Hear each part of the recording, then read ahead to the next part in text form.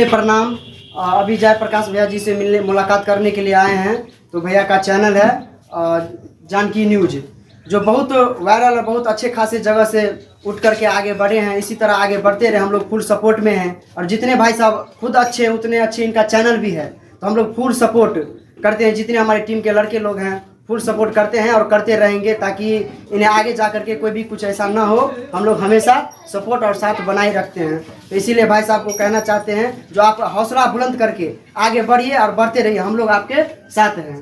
धन्यवाद। कहाँ से आए हैं आप? आए हैं देवरा मिट्टी पंचायत नमती गांव से। नमती गांव से। क्या नाम हुआ आपका? अमरजीत दास। अमरजीत दास। क्या करते हैं आप? करते हैं अभी गांव में पढ़ाई भी करते हैं और साथ में अपना जो कुछ रहता है अपना इधर उधर का काम भी करते हैं जी।